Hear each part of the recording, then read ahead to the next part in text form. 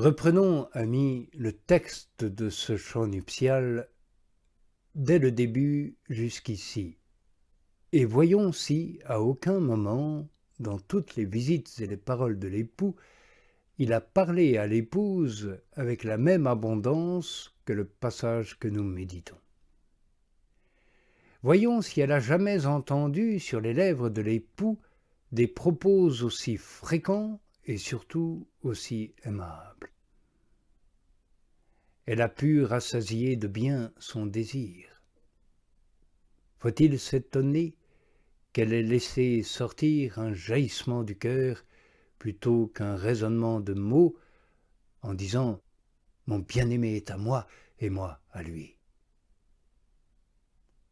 S'il te semble qu'elle a prononcé des mots, pense qu'elle les a exhalés sans style et sans commentaire. L'épouse croit pouvoir s'appliquer sans abus la parole du prophète « Mon cœur exhale une bonne parole, car elle est remplie du même esprit que lui. Mon bien-aimé est à moi, et moi à lui. » Ce propos n'a aucun développement. Il va contre les conventions du discours édifiant. Mais pourquoi s'en étonner? Je le redis, c'est un jaillissement. Pourquoi chercher dans un jaillissement les articulations du discours, le bon usage des arguments? Quelle loi ou quelle règle peux-tu imposer à ton jaillissement du cœur? Il ne se laisse pas contrôler.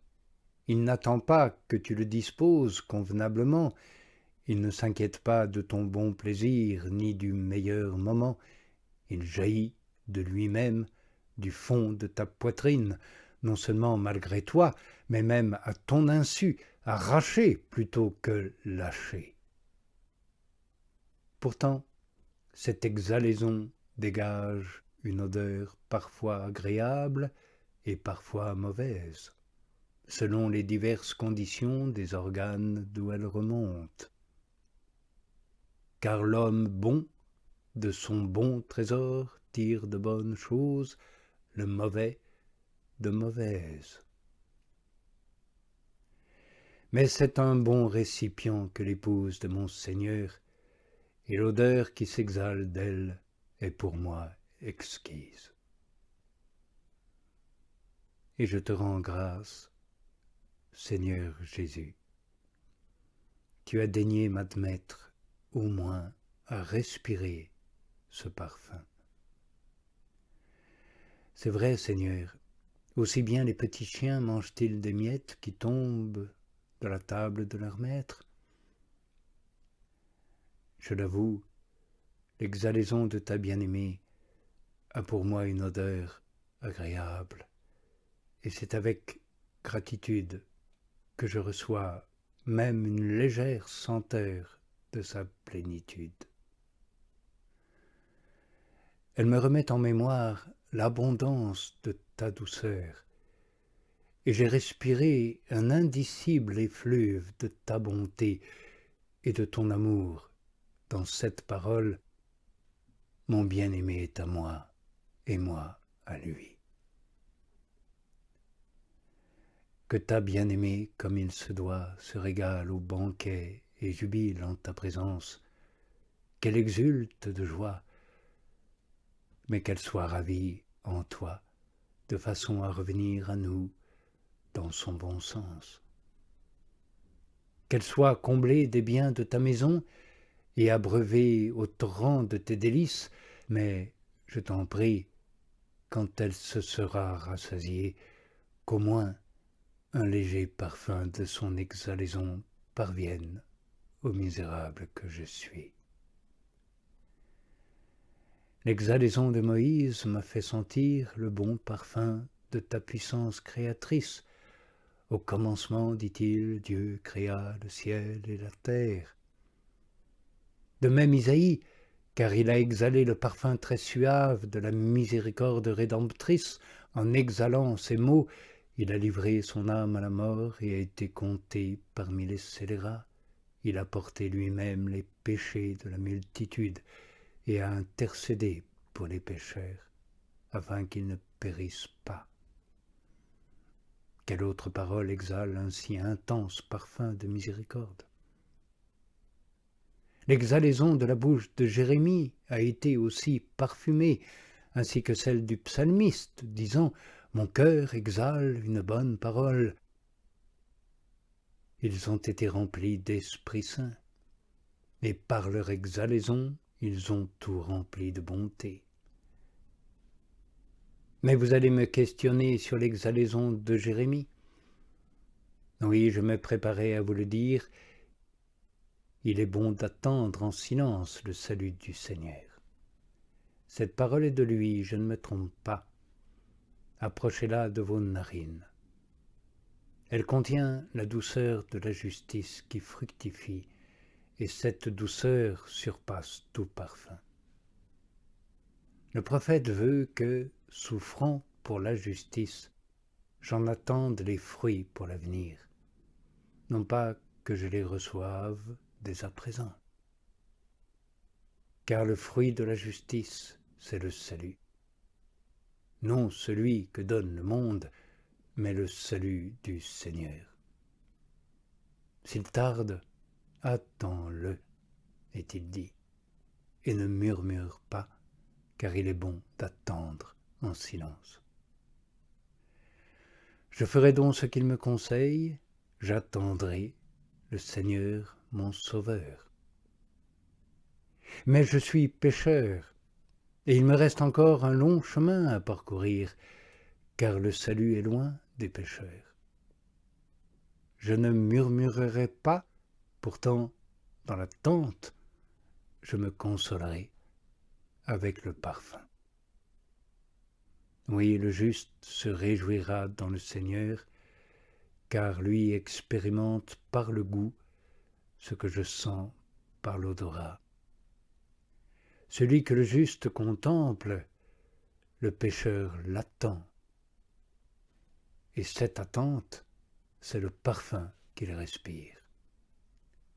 Car la création en attente attend la révélation des fils de Dieu, est-il dit. Or, contempler, c'est goûter et voir que le Seigneur est doux. Ou plutôt, faut-il dire que c'est le juste qui attend et que celui qui possède, c'est le bienheureux. Car l'attente des justes est joie, est-il dit.